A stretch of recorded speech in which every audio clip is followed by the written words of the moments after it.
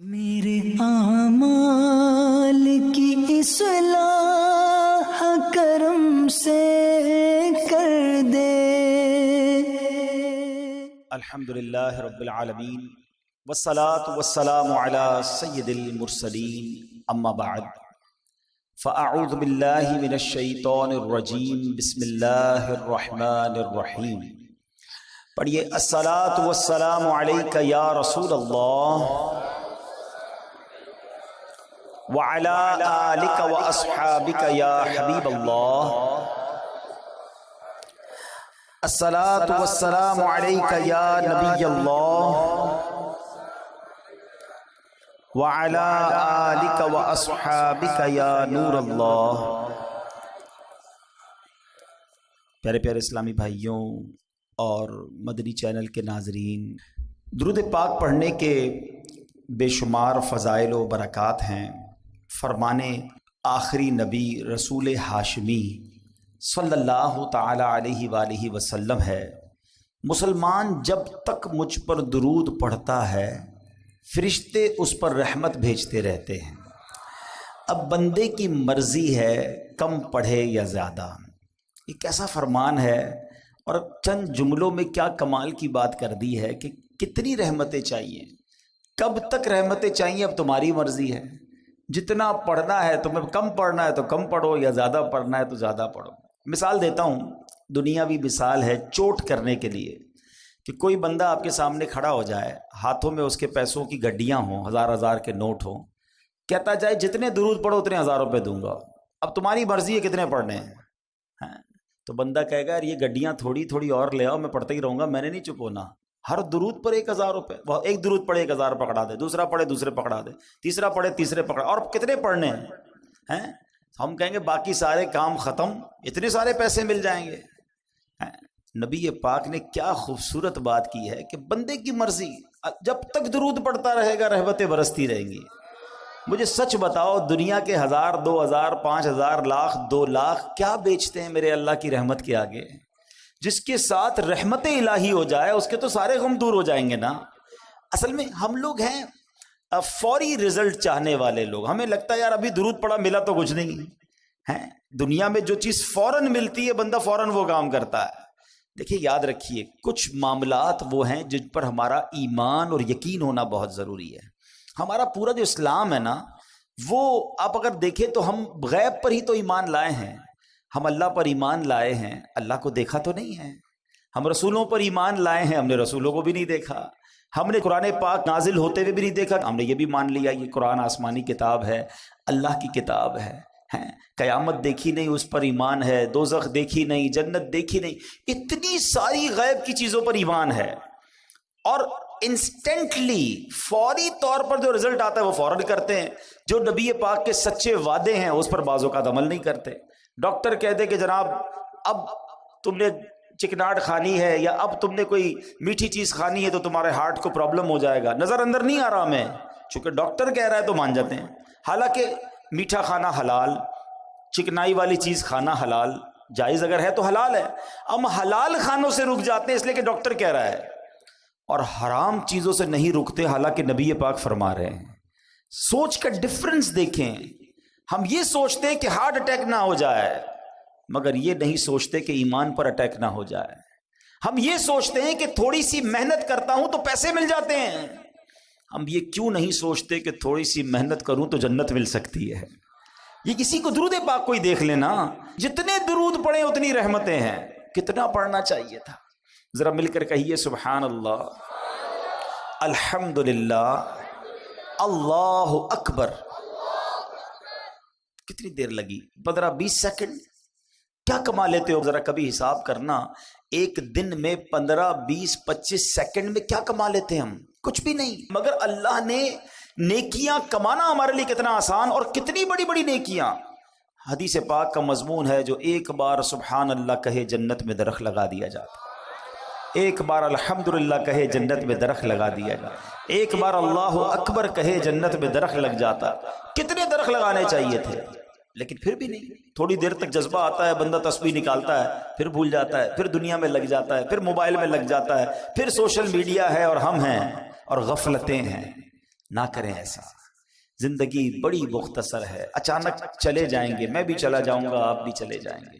اللہ کرے یہ ذہن بن جائے کہ بس خوب نیکیاں کما کر جانا ہے، اتنی نیکیاں لے کر جاؤں کہ جب قیامت کے دن جاؤں تو شرمندگی نہ اٹھانی پڑے. اللہ ہمیں کثرت سے ذکر و درود کرنے کی توفیق عطا فرمائے.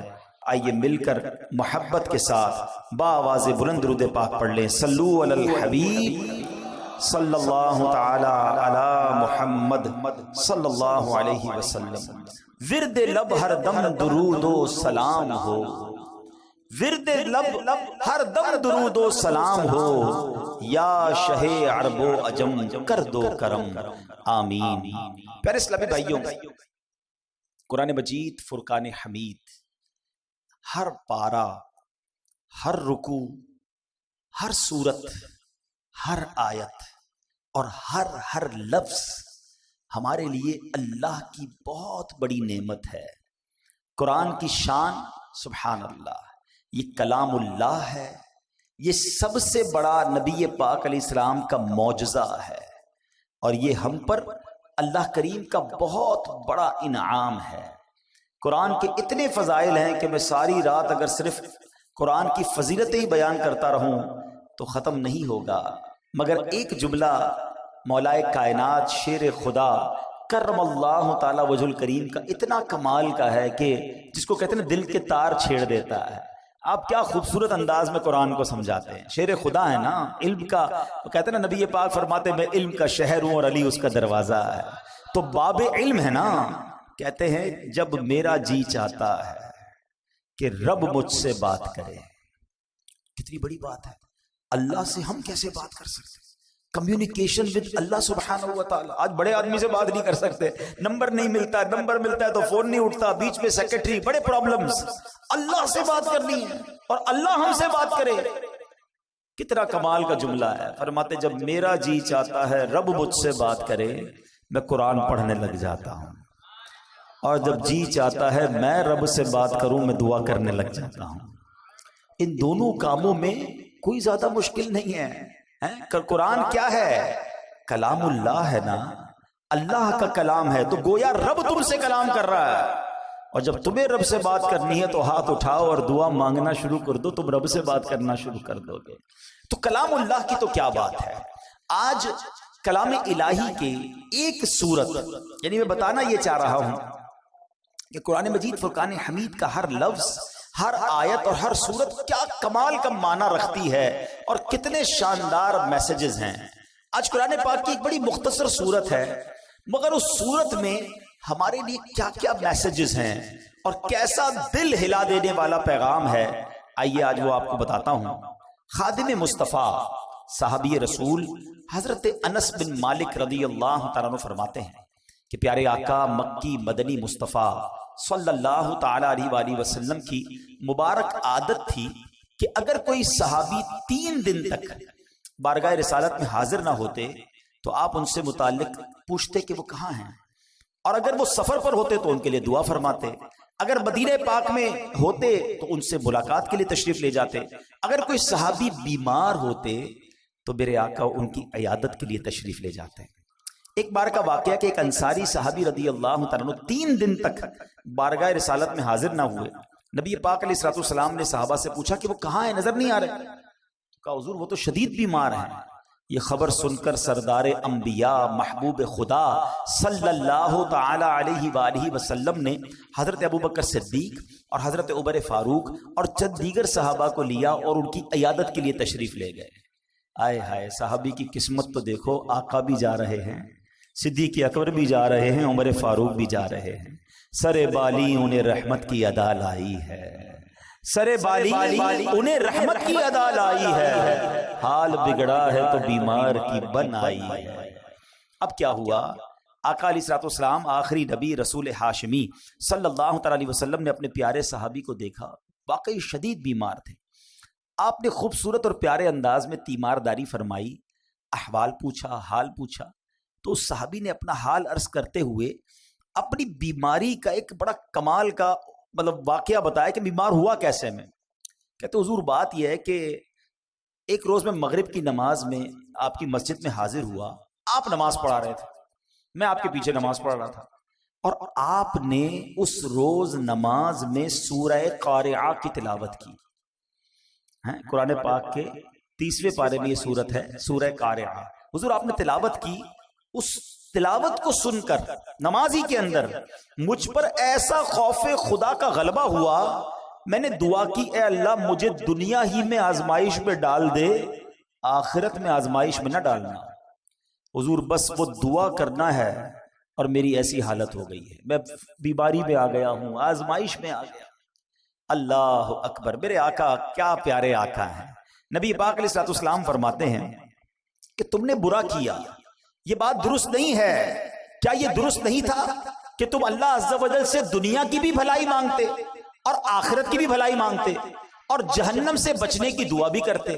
یعنی تم نے کیوں یہ کہا کہ یا اللہ مجھے دنیا میں آزمائش ڈال دے, آخرت میں نہ ڈالنا؟ میرے رب کے خزانوں میں تو کمی نہیں نا, اس سے دنیا کی بھی بھلائی مانگ لیتے, آخرت کی بھی بھلائی مانگ لیتے. کیا پیاری تربیت فرمائی. اب نبی پاک نے حکم دیا کہ ابھی دعا کرو اور دعا کرو دنیا اور آخرت کی بھلائی کی دعا مانگو. صحابی نے ہاتھ اٹھائے, آقا کا حکم تھا, اسی وقت دعا مانگی. نبی پاک نے خود بھی ان کے لیے دعا فرما دی. اب میرے آقا دعا فرمائے تو رد کیسے ہو سکتی ہے؟ بریلی کے تاجدار امام عشق و محبت لکھتے ہیں نا, اجابت کا صحرا عنایت کا جوڑا دلہن بن کے نکلی دعائے محمد. اجابت کہتے ہیں قبولیت کو, قبولیت اجابت نے جھک کر گلے سے لگایا بڑی ناز سے جب دعائے محمد صلی اللہ علیہ وسلم. اور ایسا ہی ہوا, اس دعا کا اثر ایسا ہوا کہ کوئی رسیوں سے جکڑا ہوا ہو اور وہ آزاد ہو جائے, وہ صحابی اسی وقت کھڑے ہو گئے اور صحت مند بھی ہو گئے. اب اس ایک واقعے سے اللہ اکبر کیا کمال کا واقعہ ہے, کیا کیا سیکھنے کو ملا. پہلی بات نماز کیسی تھی, پڑھانے والا کون تھا اور پڑھنے والے کون تھے. آقا تلاوت کر رہے اور صحابہ پیچھے نماز پڑھ رہے ہیں, لیکن ان کی نماز میں انہماک خشوع و خضوع کا عالم کیسا تھا. ایک تو قرآن سمجھتے تھے, پھر اس کا اثر لیتے تھے. تلاوت کیا ہو رہا ہے اس کو جانتے اور اس کا اثر لیتے تھے. سب نے عشاء کی نماز اکثر نے پڑھی ہوگی. اگر میں یہ سوال کر لوں, ہاتھ نہیں اٹھائیے گا, اپنے آپ سے خود ہی سوال کر لیں, امام صاحب نے کیا تلاوت کی پہلی رکعت میں اور دوسری رکعت میں؟ ارے عبدالحبیب بھائی اب تو ذرا دکان کا حساب ساتھ چل رہا تھا ہمارا, تو ہمیں کیا پتا کیا تلاوت ہوئی. کبھی ٹیسٹ لے لیا کرو, سلام پھیرتے ہی پوچھ لیا کرو اپنے آپ سے کہ آج کیا تلاوت ہوئی. اچھا یاد بھی ہے, مثال کے طور پہ چلو کسی کو یاد ہے آج امام صاحب نے سورہ فیل پڑھی تھی یا جناب تبارک الذی پڑھی تھی یا کون سی سورت پڑھی تھی, معنی کیا ہے اس کا؟ تو یہ تو نہیں پتا. کب تک ہم قرآن بغیر سمجھے سنتے رہیں گے اور پڑھتے رہیں گے؟ کب قرآن کے نور کو اور اس کی چاشنی کو دل میں محسوس کریں گے؟ کب انڈرسٹینڈنگ آف قرآن کریں گے؟ میں نہیں کہتا, ہونا تو یہی چاہیے کہ مسلمان ہونے کی حیثیت سے مجھے اور آپ کو پورا قرآن ایک بار تو زندگی میں ہم نے ترجمہ اور تفسیر سے پڑھا ہوتا. لیکن چلو بھائی پورا قرآن پڑھنے کی بات کرتے تو لوگ ہی بھاگ جاتے ہیں. یار کم از کم یہ تو ہو سکتا ہے نا, ہم ثنا سے لے کر التحیات اور درود ابراہیم اور دعا تک جتنا نماز میں قرآن پڑھتے ہیں اتنا تو سمجھ لیتے, اس کو تو انڈرسٹینڈ کر لیتے. قرآن کی چند مشہور صورتوں کا معنی تو پتا ہوتا. مگر خشوع و خضوع کا تو عالم یہ ہے کہ نماز میں دھیان ہی کہیں اور ہوتا. لوگ کہتے بھی ہمارا دھیان کہیں اور ہوتا. وہ مشہور چٹکلا ہے نا کہ ایک صاحب آئے, عشاء کی جماعت چلی گئی, رونے لگ گئے. تو نمازیوں نے کہا یار نہیں رو بھائی, اتنی نماز سے محبت, اتنی جماعت سے محبت کہ جماعت چلی گئی اب رو رہے. کہتے یار بات یہ نہیں ہے, مسئلہ یہ کہ روز دکان بند کر کے عشاء کی جماعت میں آتا تھا, امام صاحب 4 رکعات پڑھاتے تھے, میں پورا حساب ملا لیتا تھا. اب جماعت تو چلی گئی, اب حساب کب ملاؤں گا اور نماز کب پڑھوں گا؟ معاذ اللہ, یہ ہمارا ذہن نہیں ہوتا ہے. اچھا اس کی بڑی وجہ بھی یہی ہے, علماء نے اس کا طریقہ بھی بتایا کہ ایک تو بندہ اپنے ذہن کو دنیاوی خیالات سے پاک کر کے, ایکچولی نماز کیا ہے؟ اللہ کی بارگاہ میں حاضری ہے. آپ کسی بہت بڑی شخصیت کے پاس, بڑے سیٹھ کے پاس, جس کے پاس آپ کی فائل رکی ہوئی ہو, اس افسر کے پاس جائیں تو دھیان کدھر ہوتا ہے؟ بالکل اس کی طرف فوکس, ہاتھ بندھے ہوئے, سر میرا چھوٹا سا کام, پلیز سائن. اتنی اس سے لجاجت, اس کی طرف فوکس. اور خدائے احکم الحاکمین کے دربار میں آنا ہے, دھیان کہیں اور ہے, سوچ کہیں اور ہے. خود سوچو, شرم آنی چاہیے. جس کا نماز میں دھیان کہیں اور ہوتا ہے اس کو خود ہی اپنے آپ سے شرم آنی چاہیے. اور یہ یہ گلٹی ہی تمہیں دھیان دلا دے گی، تمہیں خشوع دلا دے گی۔ اور دوسری بات کہ آپ ایٹ لیسٹ قرآن کی مشہور صورتوں کو، میں پھر مشورہ دیتا ہوں، جو اپنا آخری پارہ ہے نا، کم از کم 30واں پارہ ترجمہ تفسیر سے 2-3 بار پڑھ لیں۔ عموماً امام صاحب اسی میں سے تلاوت کر رہے ہوتے ہیں، ہم بھی انہی میں سے پڑھ رہے ہوتے ہیں۔ آپ جب پتہ چلے گا نا کہ آپ بات کیا کر رہے ہو، الحمدللہ رب العالمین الرحمن الرحیم مالک یوم الدین، اب آپ قرآن کے ساتھ ہوں گے، نور کے دریا میں تیر رہے ہوں گے، رحمان کی بات ہو رہی ہے، رحیم کی بات ہو رہی ہے، یوم الدین یعنی قیامت کے مالک کی بات ہو رہی ہے، اب اللہ سے التجا ہو رہی ہے، ایاک نعبد و ایاک نستعین، اے اللہ ہم تیری ہی عبادت کرتے ہیں، تجھی سے مدد چاہتے ہیں، اب آگے چلیں گے، اے اللہ اس راستے پر چلا دے جو تیرے پسندیدہ بندوں کا راستہ ہے، اس راستے سے بچا لے جو تیرے غضب والوں کا راستہ ہے۔ اب جناب رحمت کی آیتیں آئیں گی، دل جھومنے لگے گا، عذاب کی آیتیں آئیں گی، آنسو بہنے لگیں گے۔ واللہ میری بات کو سمجھ لو، جس کو قرآن سمجھ آنے لگ گیا نا، کبھی کبھی جب اچھا قاری تلاوت کرتا ہے، امام صاحب تلاوت کرتے ہیں نا، جن کو قرآن سمجھ آ رہا ہوتا ہے نا، وہ کہتے ہیں امام صاحب رکوع میں نہ جائیں، اور تلاوت کریں، اللہ کی اور باتیں سنائیں، ہمیں اور قرآن کی باتیں سنائیں، کیونکہ قرآن کے ساتھ وہ اٹیچ ہو جاتے ہیں۔ لیکن جس کو انڈرسٹینڈنگ ہی نہیں ہے، اس کو کیا فائدہ ہوگا؟ پلیز قرآن سے ایسی دوستی کرو۔ اور میں آپ کو کوئی بہت بڑا کام نہیں بتا رہا، کم از کم 30واں پارہ ترجمہ تفسیر، اب تو صراط الجنان آ گئی ہے، حاصل کر لے، پڑھ لیں، آپ کی زندگی بدل جائے گی۔ واللہ جس کو نماز سمجھ آنے لگ جائے گی، اس کو نماز کا مزہ ہی اور آتا ہے۔ سبحان ربی العظیم جب وہ کہتا ہے اور وہ سمجھتا ہے کہ میں عظیم رب کی تعریف کر رہا ہوں، تو بعض اوقات تو آنکھوں سے آنسو نکلتے ہیں، سجدے میں جا کر سر جھکا کر سبحان ربی العالی جب دل کی گہرائیوں سے بندہ ادا کرتا ہے، تو اللہ کو گویا یہ کہہ رہا ہوتا ہے، اے اللہ سر بھی تیرے دربار میں جھکا دیا، اب میں نے سب کچھ تیرے دربار میں جھکا دیا ہے، اپنا سراپا تیرے بارگاہ میں جھکا دیا ہے، اے اعلیٰ رب، اے مالک، اے خالق، اے سب سے بڑے مولا، اب مجھ پر نگاہ رحمت فرما دے۔ پھر بندہ اس کیفیت سے نماز پڑھتا ہے۔ تو اگر نماز کا لطف لینا چاہتے ہو تو نماز کو سیکھیں، نماز کو انڈرسٹینڈ کریں، نماز کے اندر جو قرآن ہے کم از کم اس کو جانیں۔ صحابی رسول نے سورہ قارعہ سنی، دل کی کیفیت بدل گئی، خوف خدا میں مبتلا ہو گئے۔ یہ بات ہمیں اس واقعے سے سیکھنے کو ملی۔ اب ایک اور بات جو اس بات سے سیکھنے کو ملی کہ دعا کیا کرنی چاہیے۔ کچھ لوگ بڑے نادان ہوتے ہیں، کہتے بس یا اللہ یہ کام کر دے بھلے وہ نہ کرنا، بھئی یہ کام ہو جائے باقی بھلے خراب ہو جائے۔ کیوں خراب ہو جائے؟ اچھا معاذ اللہ کچھ لوگ اپنے لیے بد دعائیں کر رہے ہوتے ہیں۔ پہلے ایک بات سمجھ لو، ہمیں نہیں پتا ہوتا کون سا وقت قبولیت کا ہوتا ہے۔ ہاں بری باتیں نہ نکالا کرو، یہ ماں باپ کو بھی ایک مشورہ دے رہا ہوں۔ بچہ تنگ کرے، بچہ پریشان کرے تو بعض اوقات مائیں کوسنے دے رہی ہوتی، تجھے کیڑے پڑے، تو برباد ہو جائے، تو کبھی ترقی نہ کرے، یہ نہ کہا کرو۔ کیا پتا یہ قبولیت کی گھڑی ہو اور تمہارا بیٹا برباد ہو جائے۔ اچھی بات، اللہ کی بارگاہ میں اچھی باتیں اور اچھی دعائیں کرنی چاہیے، اور اپنے لیے بھی ایسے ہی کیا کریں۔ کیسی دعا کر دی کہ یا اللہ دنیا میں آزمائش میں ڈال دے، آخرت میں مت ڈالنا۔ ارے میرے رب کے خزانے بہت بڑے، اس سے مانگو نا، ربنا آتنا فی الدنیا حسنہ وفی الآخرۃ حسنہ وقنا عذاب النار، اے اللہ دنیا بھی اچھی کر دے، آخرت بھی اچھی کر دے، عذاب قبر سے بھی بچا لے۔ رب سے مانگو، مانگ کریم سے رہے ہو۔ ہمارے پاس پیسے تھوڑے ہوتے ہیں، ہمارے اور آپ کی اتھارٹی تھوڑی ہے، ہمیں لگتا ہے یار اس سے ایک چیز مانگوں گا دے دے گا، 2 مانگوں گا دے نہیں سکے گا۔ بندہ کہتا ہے ایک ہی لے لو یار، دنیا والوں میں چلتا ہے۔ میرے رب کے خزانے جس کا کوئی کنارہ نہیں، وہ خزانے نہ ختم ہونے والے ہیں، وہ ہم سب کو جنت میں ڈال دے، اس کی رحمت میں کوئی کمی نہیں پڑے گی۔ تو مانگو نا اس سے دل کھول کر۔ تو رب سے ہمیشہ دل کھول کر اور یقین کے ساتھ مانگنا چاہیے، اور ایسی دعا نہیں کرنی چاہیے کہ جس میں آزمائش کی دعا، پریشانی کی دعا، بربادی کی دعا۔ اللہ پاک جو ہے ہمیں خوب اچھی دعائیں کرنے کی توفیق عطا فرمائے۔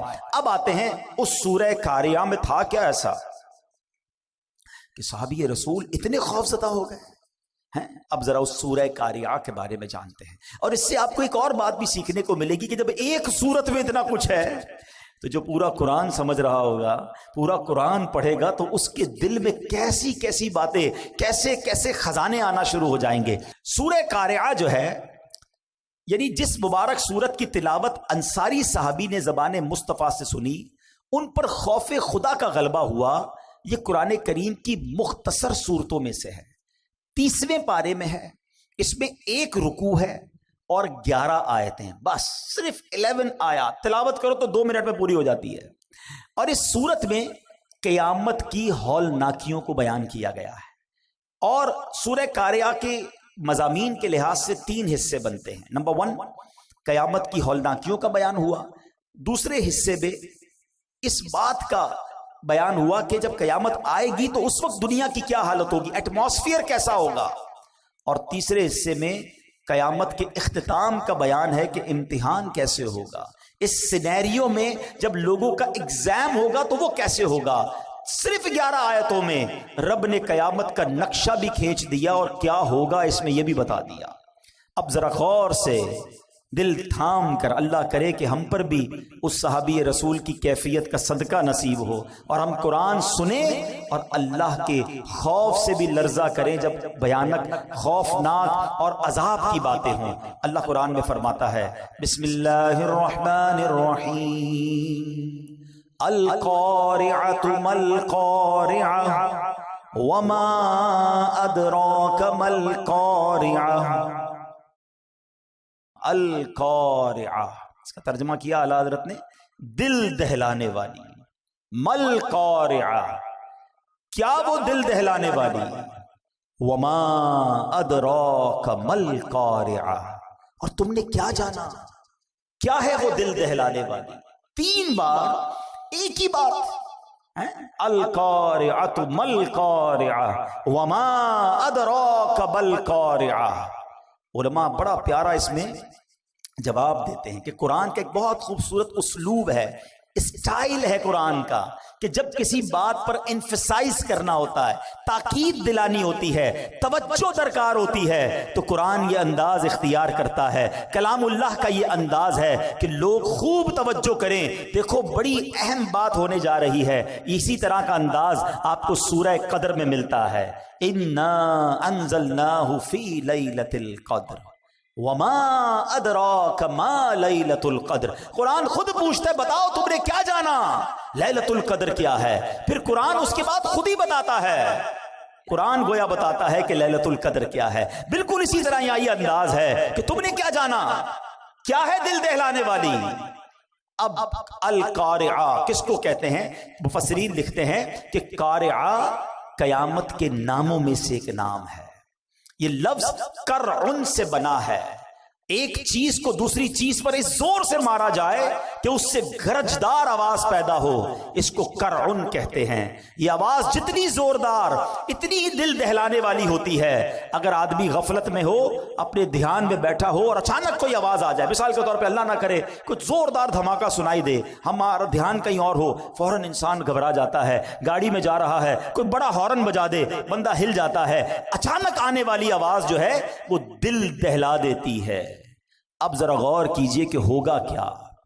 ان مثالوں کو تصور میں رکھیے اور قیامت میں کیا ہوگا. فرمایا تاجر کاروبار میں مصروف ہوں گے. nobody knows، پتہ بھی نہیں ہوگا، کسی کو پتہ نہیں ہوگا. تاجر کاروبار میں مصروف ہوں گے، خواتین گھر کے کام کاج میں مصروف ہوں گی، کسان کھیتوں میں مصروف ہوں گے، کوئی کھانا کھا رہا ہوگا، کوئی اپنے دوستوں کے ساتھ باتیں کر رہا ہوگا. اس وقت اچانک ایک زوردار زلزلہ برپا ہوگا. پوری زمین ہل جائے گی، آسمان پھٹ جائیں گے، ستارے بارش کی طرح زمین پر جھڑ پڑیں گے، بلند و بالا پہاڑ ٹوٹ جائیں گے، بڑے بڑے سیارے آپس میں ٹکرا کر ریزہ ریزہ ہو جائیں گے. ذرا تصور تو کیجئے وہ کیسا ہولناک دھماکہ ہوگا، کیسا زلزلہ ہوگا. اس وقت دل کیسے دہل جائیں گے، کیسی بدحواسی ہوگی. اور یہ دن آنا ہے. قرآن نے ایک اور جگہ اس کو بیان کیا، ان زلزلۃ الساعۃ شیء عظیم یوم ترونها تذہل کل مرضعۃ عما ارضعت وتضع کل ذات حمل حملها وترى الناس سکارى وما هم بسکارى. قرآن کیا کہتا ہے سنو، بے شک قیامت کا زلزلہ بہت بڑی چیز ہے. جس دن تم اسے دیکھو گے تو حالت یہ ہوگی کہ ہر دودھ پلانے والی اپنے دودھ پیتے بچے کو بھول جائے گی. ماں دودھ پیتے بچے کو بھول جائے، اتنی گھبراہٹ ہوگی. ہر حمل والی اپنا حمل ڈال دے گی، جس کا حمل ہوگا نا پریگننٹ ہوگی، اس کا حمل گر جائے گا، اتنا خطرناک وہ خوف ہوگا۔ فرمایا تو لوگوں کو دیکھے گا جیسے نشے میں ہیں، حالانکہ وہ نشے میں نہیں ہوں گے، بدحواسی ہوگی، گھبراہٹ ہوگی۔ یہ قیامت کا سینیریو ہے، یہ قیامت کا حال ہوگا، یہ ہے قارعہ۔ جبھی قرآن کہتا ہے وما ادراک مل قارعہ، تم نے کیا جانا، تمہیں کیا معلوم قارعہ کیا ہے۔ اب ذرا غور کیجئے گا، قرآن نے صرف 3 آیتوں میں ایک منظر کشی کی کوسچن کریٹ کیا۔ اب قرآن بتا رہا ہے ہوگا کیا، سنو اس دن سینیریو کیا ہوگا، گھبراہٹ کیسی ہوگی۔ یوم یکون الناس کالفراش المبثوث، قرآن کہتا ہے جس دن آدمی پھیلے ہوئے پروانوں کی طرح ہوں گے۔ آپ نے دیکھا ہوگا جب بارشیں وغیرہ ہوتی ہیں تو پروانے آتے ہیں، بارشوں میں زیادہ آتے ہیں، اور وہ چھوٹے چھوٹے کیڑے کی طرح ہوتے پر اڑتے مکھی کی طرح، اور کوئی ادھر جا رہا ہوتا ہے، کوئی ادھر جا رہا ہوتا ہے، کوئی ٹکرا کے گر رہا ہوتا ہے، لائٹ سے ٹکرا رہے ہوتے ہیں، کوئی ڈائریکشن نہیں ہوتی ہے، ادھر ادھر بدحواسی ہوتی ہے پروانوں میں۔ قرآن نے مثال دی کہ لوگ ایسے ہوں گے جیسے پروانے، کوئی ادھر بھاگ رہا ہوگا، کوئی ادھر بھاگ رہا ہوگا، ہر کوئی گھبرایا ہوا ہوگا، بالکل ہوش و حواس نہیں ہوگا۔ یہ تو لوگوں کا حال ہوگا۔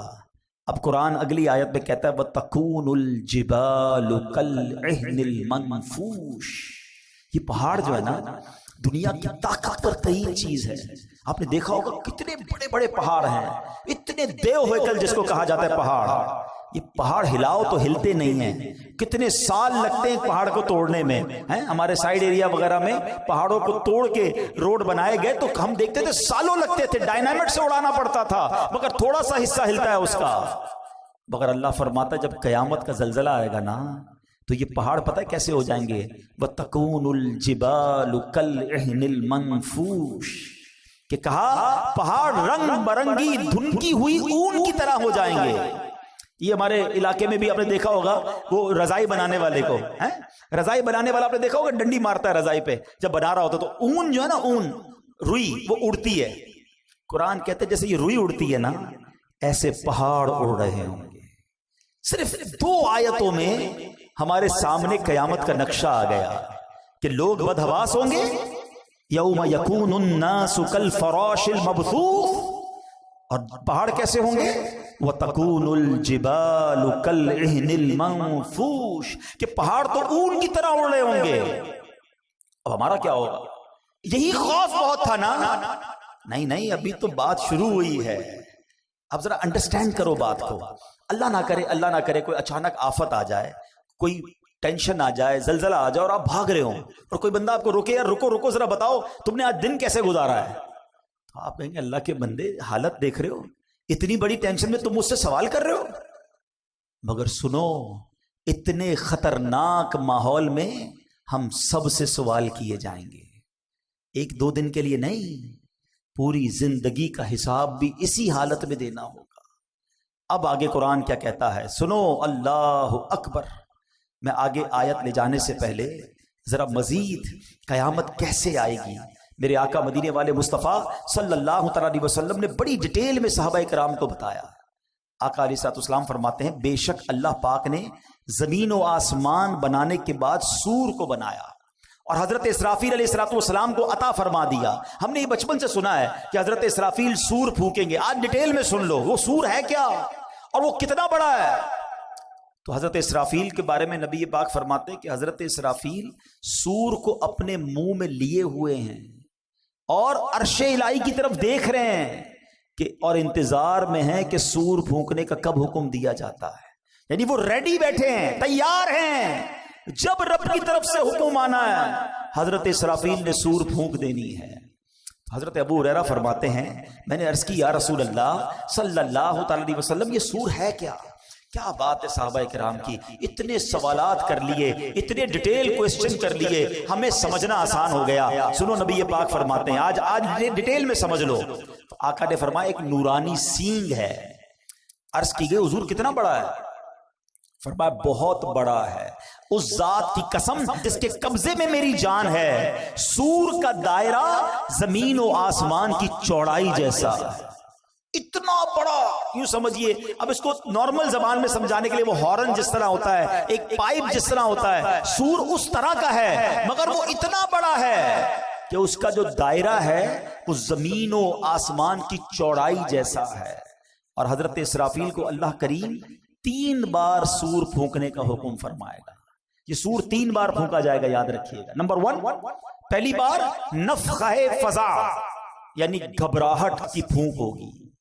دوسری بار نفخہ صعق یعنی موت کی پھونک ہوگی، اور تیسری نفخہ قیام یعنی موت کے بعد دوبارہ اٹھائے جانے کی وہ پھونک ہوگی۔ یہ 3 بار حضرت اسرافیل جو ہے وہ سور پھونکیں گے۔ اور اب سنو کیا ہوگا۔ 3 بار جو سور پھونکی جائے گی نا، اس کی ڈیٹیل بھی نبی پاک نے بیان کی۔ فرمایا اللہ پاک حضرت اسرافیل کو جب پہلی بار سور پھونکنے کا حکم دے گا نا، اس کو فرمائے گا انفخ نفخۃ الفزع یعنی گھبراہٹ کی پھونک مارو۔ حضرت اسرافیل علیہ السلام پھونک ماریں گے۔ اب جب اس کی ہولناک آواز آئے گی نا تو زمین و آسمان والے گھبرا اٹھیں گے۔ اللہ جسے محفوظ فرمائے، باقی لوگ گھبرا اٹھیں گے۔ اللہ پاک کے حکم سے حضرت اسرافیل اس آواز کو، اس پھونک کو اور لمبا کریں گے۔ اب اس کی ہولناکی سے پہاڑ ہلنے لگیں گے، بادل چلتے ہیں ایسے پہاڑ چلنے لگیں گے، ریزہ ریزہ ہو جائیں گے، شدید زلزلہ طاری ہو جائے گا، جیسا کہ اللہ پاک فرماتا ہے یوم ترجف الراجفہ تتبعها الرادفہ قلوب یومئذ واجفہ، جس دن تھر تھرانے والی تھر تھرائے گی، اس کے پیچھے آئے گی پیچھے آنے والی، دل اس دن خوف زدہ ہو جائیں گے۔ ایک جگہ نہیں، قرآن میں جگہ جگہ قیامت کی منظر کشی کی گئی ہے، قیامت کا حال بیان کیا گیا ہے۔ نبی پاک علیہ السلام نے مزید فرمایا کہ اس وقت زمین سمندر میں پھنسی ہوئی اس کشتی کی طرح ہوگی جسے سمندر کے تھپیڑے لگتے ہیں، کشتی کے سوار کبھی اوندھے گرتے ہیں۔ اس وقت دودھ پلانے والیاں دودھ پیتے بچوں کو بھول جائیں گی، حمل والیوں کے حمل گر جائیں گے، بچے دہشت کے سبب بوڑھے ہو جائیں گے، شیطان زمین کے کناروں کی طرف بھاگیں گے، فرشتے مار کے انہیں پھر زمین کی طرف ڈال دیں گے۔ عجب کوہرام ہوگا، لوگ ادھر سے ادھر بھاگ رہے ہوں گے، ایک دوسرے کو پکار رہے ہوں گے۔ ابھی لوگ اسی حال میں ہوں گے کہ زمین پھٹ جائے گی۔ اب لوگوں پر ایسی کیفیت اور خوف اور دہشت طاری ہوگی کہ اللہ پاک ہی بہتر جانتا ہے۔ سنو، آسمان بھی گلی ہوئی چاندی کی طرح پھٹ جائے گا، سورج اور چاند بے نور ہو جائیں گے، اور آسمان کو اس کی جگہ سے کھینچ لیا جائے گا۔ یہ پہلی سور پھونکنے کے بعد حال ہوگا، اور یہ نبی پاک صحابہ کو بتا رہے ہیں۔ اب دوسری سور پھونکنے کا وقت آئے گا۔ آقا فرماتے ہیں کہ اللہ پاک جب تک چاہے گا لوگ اس آفت میں، اس پریشانی میں مبتلا ہوں گے، پھر اللہ پاک حضرت اسرافیل علیہ السلام کو پھر نفخہ صعق یعنی سور میں موت کی پھونک مارنے کا حکم فرمائے گا۔ اس بار سور پھونکنے کے بعد آسمان والوں اور زمین والوں پر موت طاری ہو جائے گی۔ ہاں، جسے اللہ پاک چاہے گا اسے اس وقت موت نہیں آئے گی۔ اب ذرا خوبصورت کہتے نا اللہ کی، جس کو کہتے نا حاکمیت، رب کا جبار ہونا، قہار ہونا، مالک ہونا۔ اب ذرا الفاظ سنیے گا حدیث کے، ہلا دیتے ہیں، رونگٹے کھڑے کر دیتے ہیں الفاظ۔ سنو، اب حضرت ملک الموت اللہ رب العالمین کی بارگاہ میں عرض کریں گے یا رب، آسمان والے اور زمین والے تو سب موت کے گھاٹ اتر چکے، مگر جسے تو نے زندہ رکھا، اللہ پاک جانتا ہے، وہ تو خوب جانتا ہے کون زندہ ہے۔ فرمائے گا بتاؤ کون کون زندہ ہے؟ حضرت ملک الموت کہیں گے یا رب تو زندہ ہے اور تجھے کبھی موت نہیں آنی، تیرے سوا عرش اٹھانے والے فرشتے بھی زندہ ہیں، حضرت جبرائیل، حضرت میکائیل بھی زندہ ہیں۔ حضرت اسرافیل کہیں گے مولا میں بھی زندہ ہوں۔ اب حضرت جبرائیل اور حضرت میکائیل پر بھی موت طاری کر دی جائے گی، وہ بھی موت کا مزہ چکھیں گے۔ پھر ملک الموت عرض کریں گے اے مالک، جبرائیل اور میکائیل بھی موت کا ذائقہ چکھ چکے۔ اللہ فرمائے گا اب کون زندہ ہے؟ حضرت اسرافیل کہیں گے مولا تو زندہ ہے جسے کبھی موت نہیں آنی، اور مولا عرش اٹھانے والے فرشتے زندہ ہیں اور میں زندہ ہوں۔ اللہ اکبر، پہلے عرش اٹھانے والے فرشتوں پر موت طاری کی جائے گی، اور پھر ملک الموت جو آخری بچیں گے ان پر بھی موت طاری کر دی جائے گی۔ اب کوئی نہیں ہوگا، اب دنیا میں کوئی باقی نہیں ہوگا، اور وہی رب واحد قہار باقی ہوگا۔ وہ بے نیاز ہے، اس کا کوئی باپ نہ اس کا کوئی بیٹا، وہی اول ہے وہی آخر ہے۔ اور اب اللہ کیا فرمائے گا؟ اچھا اللہ اس وقت جو فرمائے گا نا وہ بھی رب نے قرآن میں بیان کر دیا ہے. کاش قرآن پڑھنے والے بن جاتے ہیں. سب کچھ موجود ہے قرآن میں. اللہ پتہ ہے کیا فرمائے گا؟ لمن الملک اليوم، آج کس کی بادشاہی ہے؟ اللہ اکبر. ان جملوں کی ہیبت کو اگر سمجھو نا، اللہ فرما رہا ہے جب دنیا میں کوئی باقی نہیں ہے، ان تمام متکبرین، ان تمام جابرین، ان تمام لوگوں سے خطاب ہوگا جو سمجھتے تھے کہ ہمارے دم قدم سے دنیا قائم ہے، ہم ہیں تو جناب فیصلے ہوتے ہیں، ہماری اتھارٹی ہے. اب اللہ فرمائے گا لمن الملک اليوم، آج کس کی بادشاہی ہے؟ اس وقت کوئی جواب دینے والا ہی نہیں ہوگا. اب اللہ خود ہی جواب ارشاد فرمائے گا، اور وہ جواب بھی قرآن میں موجود ہے. اللہ فرمائے گا للہ الواحد القہار، ایک اللہ جو سب پر غالب ہے. ہائے ہائے ہائے، میرا رب باقی رہنے والا ہے، وہ حی ہے، وہ قیوم ہے. پھر فرمایا میرے آقا نے زمین اور آسمان کو یوں لپیٹ لیا جائے گا جیسے کاغذ لپیٹتے ہیں. پھر اس زمین کی جگہ کوئی اور زمین بچھا دی جائے گی، آسمان کی جگہ اور آسمان بنا دیا جائے گا. اب اللہ پاک 3 مرتبہ فرمائے گا میں ہوں جبار، جسے میرا شریک ہونے کا دعویٰ ہے سامنے آئے. آج دنیا میں کئی لوگ معاذ اللہ اللہ کے سامنے اور غیر اللہ کی عبادت کرتے ہیں. اس وقت رب ارشاد فرمائے گا کون ہے میری شرکت کا دعویٰ دار، آ جائے میرے سامنے. اللہ اکبر. کوئی سر اٹھانے والا نہیں ہوگا. مخلوق کو اب اس نئی زمین پر ڈال دیا جائے گا. جو پہلے قبروں میں تھے اب نئی زمین کی قبروں میں ہوں گے. جو پہلے زمین کی سطح پر مرے ہوئے تھے اب نئی زمین کی سطح پر مرے ہوں گے. اب ایک قیامت کا نیا نقشہ بن جائے گا. آخری نبی رسول ہاشمی صلی اللہ تعالی علیہ وسلم اپنا پرسوز بیان جاری رکھتے ہوئے مزید فرماتے ہیں. اب اللہ پاک فرمائے گا عرش اٹھانے والے فرشتے زندہ ہو جائیں. رب نے فرمانا ہے نا، وہ فرشتے زندہ ہو جائیں گے. حکم ہوگا جبرائیل اور میکائیل زندہ ہو جائیں، وہ بھی زندہ ہو جائیں گے. اب اللہ پاک حضرت اسرافیل کو حکم دے گا مرنے کے بعد اٹھائے جانے والی سور پھونکو. اب حضرت اسرافیل تیسری بار سور پھونکیں گے اور اس سے تمام روحیں نکل آئیں گی. اللہ پاک فرمائے گا میری عزت و جلال کی قسم اب ساری روحیں اپنے جسموں میں چلی جائیں. تمام روحیں اپنے جسموں میں چلی جائیں گی. اب زمین کھلے گی اور آقا فرماتے تم سب اللہ پاک کی بارگاہ میں حاضر ہو جاؤ گے. اور یہ بات بھی رب قرآن میں فرماتا ہے مہطعین الی الداع یقول الکافرون ھذا یوم عسر. اس بلانے والے کی طرف دوڑتے ہوئے کافر کہیں گے یہ بڑا سخت دن ہے. یہ ہے قارعہ، القارعۃ مل قارعہ، یہ ہے قیامت. اچھا جو قیامت کا حساب کتاب ہے نا وہ تو تیسری بار اٹھنے کے بعد معاملہ شروع ہوگا. یہ تو قیامت طاری ہونے کا منظر تھا کہ قیامت طاری کیسے ہوگی، اس میں دنیا سے لوگ جائیں گے کیسے، کیسے سور پھونکی جائے گی اور پھر دوبارہ اٹھایا جائے گا. حساب و کتاب، میزان کا معاملہ، پل صراط کا معاملہ یہ تو تیسری باری سور پھونکنے کے بعد ہوگا. مگر قرآن ہمیں سمجھا رہا ہے کہ دیکھو وہ دن آنے والا ہے، اس دن کی تیاری کر لو. اور وہ دن کیسا ہوگا؟ اللہ اکبر. قیامت 50,000 سال کا دن ہے.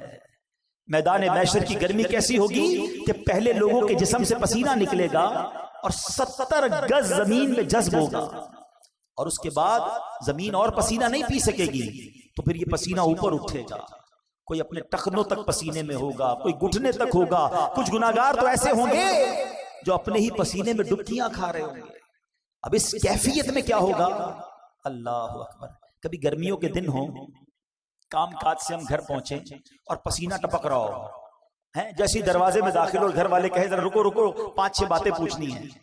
ہم کیا کہتے ہیں؟ نہیں ابھی سوال نہیں کرو، مجھے سانس لینے دو، بہت گرمی ہے، تھوڑا فریش ہونے دو پھر بات چیت کرنا. ہم کبھی بھی پسند نہیں کرتے کہ گرمی میں، فرسٹریشن میں، ٹینشن میں ہم سے کوئی سوال کرے. مگر قرآن کہتا ہے اس وقت سوال بھی کیسا ہوگا اور رزلٹ کیا آئے گا؟ فَأَمَّا مَن ثَقُلَتْ مَوَازِينُهُ فَهُوَ فِي عِيشَةٍ رَاضِيَةٍ. قرآن کہتا ہے بہرحال جس کے ترازو بھاری ہوں گے وہ تو پسندیدہ زندگی میں ہوگا، مزے میں ہوگا. جس کی نیکیاں زیادہ ہو گئیں اسکیل لگایا جائے گا، وہ مزے میں ہوگا. اللہ اکبر. اور مزے میں کہاں ہوگا؟ وہ جنت میں ہوگا. آؤ کچھ جنت کے بارے میں بھی سن لو. بڑی خوفناک باتیں ہوئی ہیں, کچھ دل کو ڈھارس والی باتیں بھی سن لو. جنت وہ مقام ہے جو اللہ نے ایمان والوں کے لیے بنایا ہے. جنت میں وہ نعمتیں ہیں جو کسی آنکھ نے دیکھا نہیں ہے, کسی کان نے سنا نہیں ہے, بلکہ کسی دل کا خیال بھی نہیں گزرا. یہ جو دل کا خیال نہیں گزرا نا, جو پڑھے لکھے سمجھدار ہوں گے میری بات ذرا سمجھیں گے. امیجنیشن کس کو کہتے ہیں؟ بندہ خیال میں تو بہت کچھ سوچ سکتا ہے نا. آج آپ کو کوئی بتاتا ہے یار فلاں محل سونے کا محل ہے اور فلاں ملک کا بادشاہ ہے, اس کے محل میں طرح طرح کی نعمتیں ہیں, تو ہم اس کے بارے میں سوچتے ہیں, انٹرنیٹ پر تصویریں بھی آ جاتی ہیں. مگر اللہ کے حبیب فرما رہے ہیں جنت وہ ہے جس کا سوچ بھی نہیں سکتے ہو. تو سوچو پھر ہوگی کیسی؟ جہاں دماغ کی سوچ نہ پہنچ سکے اس کے بعد وہ نعمتیں کیسی ہوں گی؟ فرمایا دل کا گمان بھی نہیں گزرا. جنت میں دیواریں سونے چاندی کی اینٹوں سے اور مشک کے گارے سے بنی ہوئی ہیں. جنت میں 4 دریا ہیں, ایک پانی کا, دوسرا دودھ کا, تیسرا شہد کا, چوتھا پاکیزہ شراب کا. اور ان دریاؤں میں سے نہریں نکل کر ہر محل کے نیچے سے, ہر جنتی کے گھر سے نیچے سے نکل رہی ہیں. اہل جنت کو ہر قسم کے لذیذ کھانے ملیں گے, جو چاہیں گے فوراً ان کے سامنے موجود ہوگا. پانی کی خواہش ہوگی, جتنی خواہش ہوگی اتنا ہی ان کے مطابق پانی, دودھ, پاکیزہ شراب اور شہد کے کوزے خود بخود ان کے ہاتھوں میں آ جائیں گے. جنت میں کوئی نجاست نہیں ہے, نہ گندگی ہے, نہ تھوک ہے, نہ ریت ہے, نہ بدن کی میل ہے. سنو, ہر جنتی کے لیے کم از کم 10,000 خادم ہوں گے.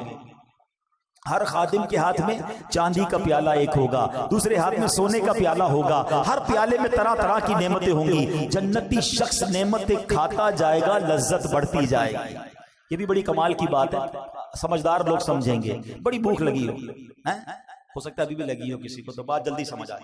بڑی بھوک لگی ہو اور آپ کی پسندیدہ چیز آپ کے سامنے رکھ دی جائے. جو لذت پہلے دوسرے چوتھے نوالے میں ہے وہ چھٹے ساتویں میں نہیں رہتے. 8-10 نوالوں کے بعد تو نارمل ہو جاتا ہے, کیونکہ اب پیٹ بھرنے لگ گیا ہے. اب وہ لذت نہیں ہے, اب صرف بندہ کام پورا کر رہا ہے کہ چلو کھانا کھا رہا ہوں, کھا تو لوں. لذت شروع کے نوالوں میں تھی. جنت میں ایسا نہیں ہوگا. فرمایا جتنا کھاتا جائے گا اس میں لذت جو ہے وہ بڑھتی ہی چلی جائے گی.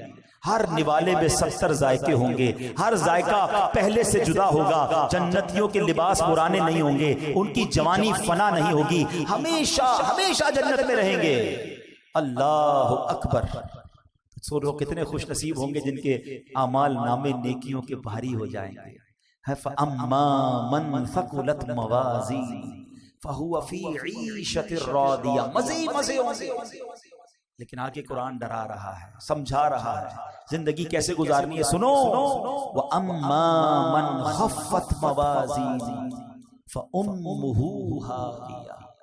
پھر وہی انداز, وما ادراک ما ہی, تم نے کیا جانا ہاویہ کیا, نارن حامیہ. قرآن کہتا ہے بہرحال جس کے ترازو ہلکے پڑ جائیں گے اس کا ٹھکانہ ہاویہ ہوگا. کیا معلوم وہ کیا ہے؟ فرمایا ایک شعلے مارتی آگ ہے. جنت کی تعریف, جنت کی ڈیفینیشن سن لی نا. آؤ کچھ جہنم کے بارے میں بھی سن لو. تیاری کرو جنت کی, بچاؤ اپنے آپ کو جہنم کی آگ سے. ہم میں سے کوئی بھی وہ عذاب برداشت نہیں کر سکے گا. جہنم اللہ پاک کے قہر و غضب کا مقام ہے. جہنم کی آگ نہایت گرم ہے. حدیث پاک میں آتا ہے یہ دنیا کی آگ جہنم کی آگ کے 70 اجزاء میں سے ایک جز ہے. اگر اس دنیاوی آگ کو پانی سے 2 مرتبہ ٹھنڈا نہ کر دیا گیا ہوتا تو تم اس سے فائدہ نہ اٹھا سکتے. یعنی اس آگ کو ہمیں ٹھنڈا کر کے پیش کیا گیا ہے تو ہم اس آگ سے فائدہ اٹھا سکتے ہیں. جہنم کی آگ 70 ٹائم زیادہ خطرناک ہے. آپ سوچو تو صحیح, اس دنیا کی آگ کی تپش کتنی ہے. خالی دنیا میں چولہے کی آگ نہیں ہے, ایسی آگ ہے جب آتش فشاں پڑتا ہے تو بتایا جاتا ہے کتنے ہزار فارن ہائٹ وہ آگ نکلتی ہے, لوہے کو پگھلا دیتی ہے, شہروں کے شہر تہس نہس ہو جاتے ہیں. اتنی خطرناک آگ دنیا میں موجود ہے. اور جہنم کی آگ اس سے 70 گنا زیادہ خطرناک ہے. دنیا کی آگ اللہ پاک سے دعا کرتی ہے کہ اللہ پاک مجھے جہنم کی آگ میں دوبارہ نہ لوٹانا. آگ پناہ مانگتی ہے جہنم کی آگ سے. حضرت جبرائیل پیارے آقا علیہ الصلوۃ والسلام کی خدمت میں قسم اٹھا کر کہا انہوں نے کہ اگر جہنم کو سوئی کے ناکے کے برابر کھول دیا جائے تو تمام زمین والے اس کی گرمی کے سبب مر جائیں. روایت کے مطابق جہنم کی آگ 1000 سال تک دھکائی گئی، یہاں تک کہ وہ سرخ ہو گئی، پھر 1000 برس تک دہکائی گئی، یہاں تک کہ سفید ہو گئی، پھر 1000 برس تک بھڑکائی گئی، یہاں تک کہ سیاہ ہو گئی۔ اب وہ نری کالی سیاہ ہے جس میں روشنی کا نام بھی نہیں ہے۔ کون برداشت کر سکے گا؟ کون جا سکے گا؟ یہ کیسا شیطان مردود ہے، نہ جنت کا شوق بڑھانے دیتا ہے، نہ جہنم کا خوف آنے دیتا ہے۔ کرونا وائرس کا خوف ہے، دیکھا نہیں ہم میں سے کسی نے، ہیں لاکھوں کروڑوں لوگ ہیں دنیا میں، چند لوگوں کو ہوا، ساری دنیا پریشان، مگر نبی پاک کے سچے وعدے، قرآن کی میں آیتیں سنا رہا ہوں کہ سنو، اعمال ناموں میں گناہ زیادہ ہوئے نا تو جہنم میں جاؤ گے، اور جہنم ایسی ہے۔ مگر اس میں کون توبہ کر رہا ہے؟ کون اللہ کو راضی کرنے والی زندگی گزار رہا ہے؟ کون حرام روزی چھوڑ رہا ہے؟ کون شراب سے دور بھاگ رہا ہے؟ کون نافرمانیوں سے دور جاتا ہے؟ حرام دیکھ رہے ہیں، حرام کھا رہے ہیں، حرام سن رہے ہیں، نمازیں قضا ہو رہی ہیں۔ سوچو یہ کدھر جا رہے ہیں؟ یہ شیطان نے کیسی غفلت کی چادر اڑا دی ہے ہم پر۔ کیوں نہیں تیاری کرتے اس جنت کی؟ دنیا کی 50 60 70 سالہ زندگی کو کچھ دنوں کے لیے صبر کے ساتھ گزار لو، جنت کی نہ ختم ہونے والی زندگی تمہارا انتظار کر رہی ہے۔ سودا کر لو نا اپنی جان کا۔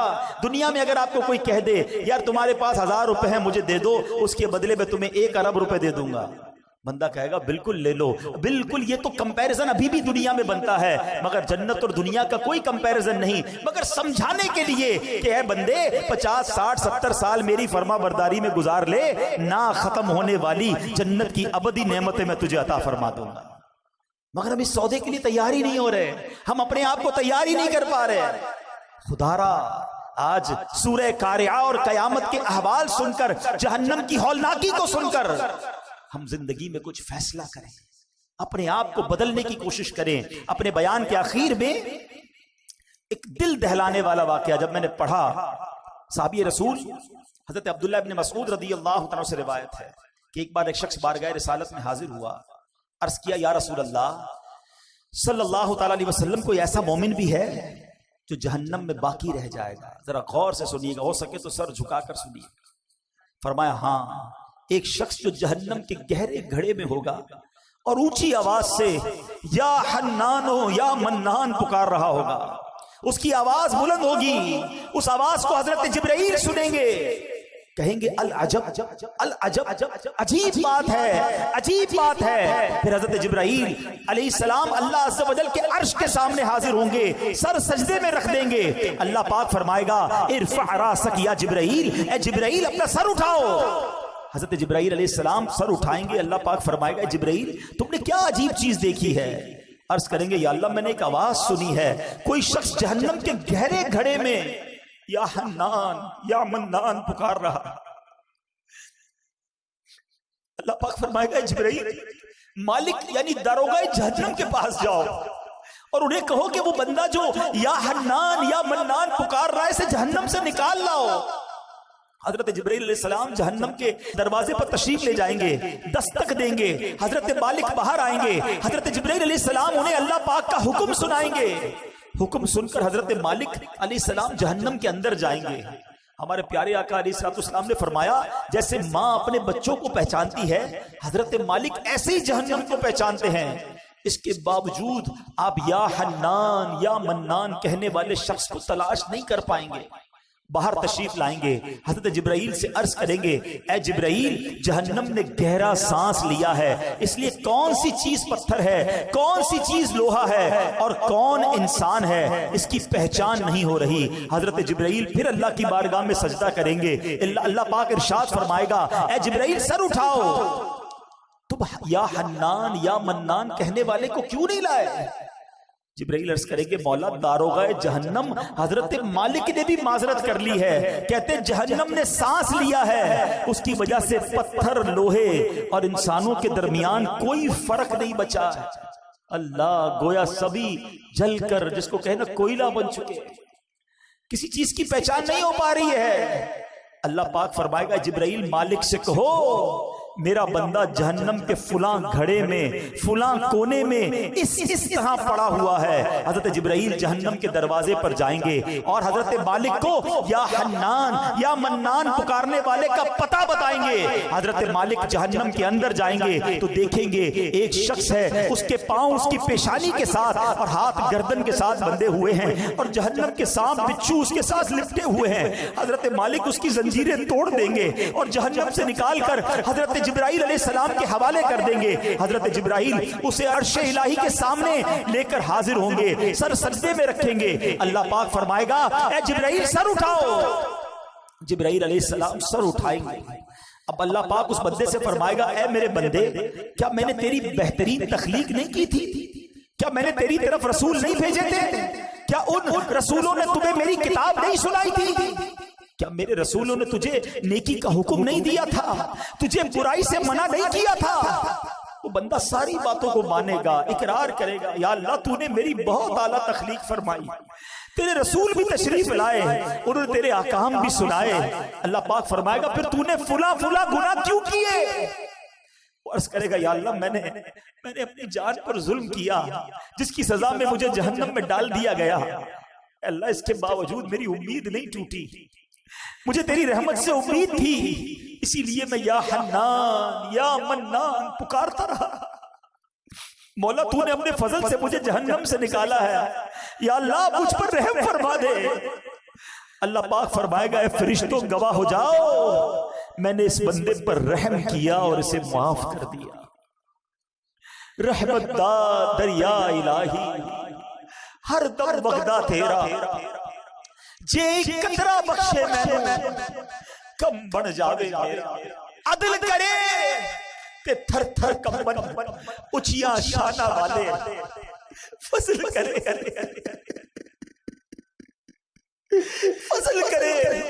تو بخشے جا سکے میں ورگے منہ کالے. تجھے واسطہ میرے آقا مولانا، تجھے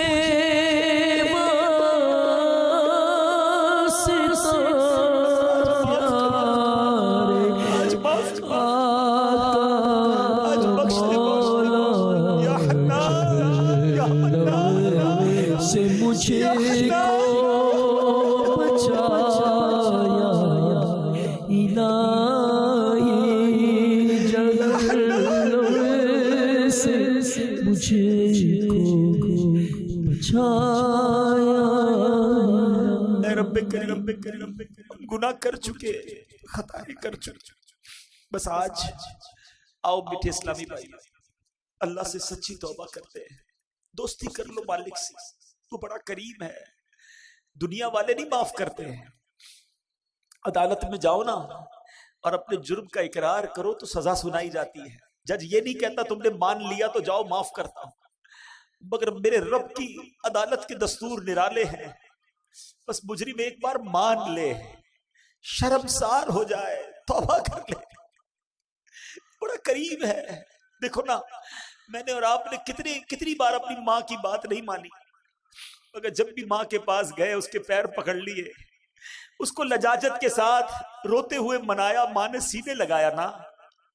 رب تو کئی ماؤں سے زیادہ چاہنے والا ہے، اس کی رحمت تو چاہتی ہے ہم بخشے جائے. ہم کیسے اس عذاب کو سہ سکیں؟ ہم جہنم پہ کیسے جا سکیں گے؟ ہم قیامت کی ہولناکی کیسے برداشت کر سکیں گے؟ بس اب ایک ہی طریقہ ہے کہ رب راضی ہو جائے، ورنہ ہمارے پاس کوئی آسرا نہیں ہے، ہمارے پاس اور کوئی طریقہ نہیں ہے. اگر اللہ ناراض ہو گیا نا پھر کچھ بھی نہیں بچے گا. اور رب راضی ہونا چاہیے، اور رب کی رضا یہ ہے کہ بندہ اس سے معافی مانگے، اس سے توبہ کرے اور آئندہ گناہ نہ کرنے کا پکا ارادہ کرے. آؤ میرے پیارے اسلامی بھائیو، قرآن سنا ہے، رب کا کلام سنا ہے. جہاں رب کے غضب کو سنا ہے نا وہ رحمان بھی بڑا ہے، وہ رحیم بھی بڑا ہے. بلدائے بدکار ہوں بے حد زنینو خار ہوں، مولا معاف کر دے اللہ. بلدائے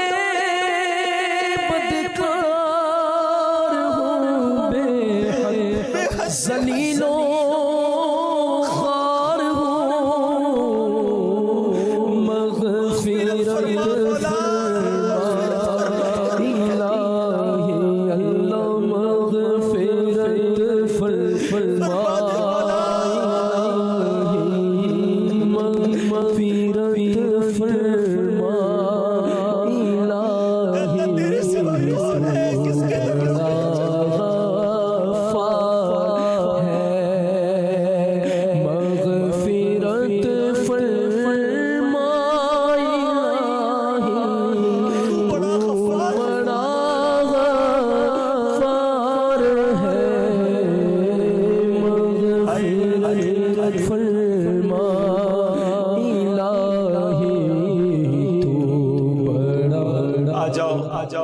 آ جاؤ اللہ کی رحمت آج اس سے دوستی کر لو.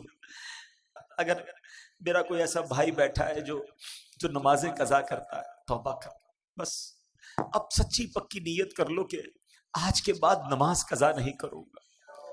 اگر کوئی حرام کماتا ہے نا، دیکھو چھوڑ دو اسے، توبہ کر لو، اللہ تمہیں غیب سے حلال دے گا. بس سچی نیت کر لو، رب نے جو نصیب میں لکھا ہے وہ مل کر رہے گا. حرام کمانا چھوڑ دو، حرام کھانا چھوڑ دو، حرام صحبتیں چھوڑ دو، گندی چیزیں دیکھنا چھوڑ دو، سننا چھوڑ دو. ہم کمزور ہیں، یہ بھی ہم اللہ سے ہی کہیں گے نا، یا اللہ میں پہلے بھی توبہ کی، پھر گناہ میں پڑ گئے، آج پھر توبہ کرتا ہوں مالک، پھر توبہ کرتا ہوں، بس تم توبہ پر استقامت بھی دے دے. پتہ نہیں کب دنیا سے چلا گیا اور وہاں مارا گیا، وہاں پکڑا گیا تو میرا بنے گا کیا؟ اے اللہ اس کمزور بندے پر رحم کر، اور آج سچی توبہ عطا کر، آج سچی پکی توبہ عطا کر. اور یہ دعوت اسلامی ہے پیارے اسلامی بھائی، جو ہمیں ہماری آخرت کی تیاری کرواتی ہے.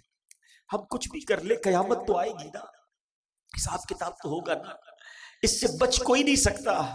مگر آج جس تفصیل سے ہم نے قیامت کا ذکر سن لیا، جس طرح کا یہ حالات ہوں گے، ہم تو بڑے کمزور ہیں، ہمارا کیا بنے گا؟ ہاں اللہ راضی ہوا، اللہ کے حبیب راضی ہوئے تو انشاءاللہ قیامت میں بھی لواء الحمد تلے اٹھنا نصیب ہو جائے گا. تو نے دنیا میں بھی عیبوں کو چھپایا یا خدا، آخرت میں بھی چھپا لے. تو نے دنیا میں بھی عیبوں کو چھپایا حشر میں بھی لاج رکھنا، اللہ حشر میں بھی لاج رکھنا، مولا حشر میں بھی لاج رکھنا.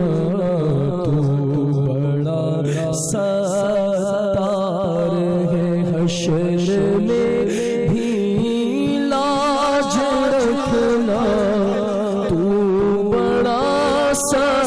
ستار ہے. مغفرت فرما الہی، تو بڑا غفار ہے. بس آج سچی پکی توبہ کرنی ہے. توبہ کیا ہے؟ توبہ کے 3 ارکان ہیں.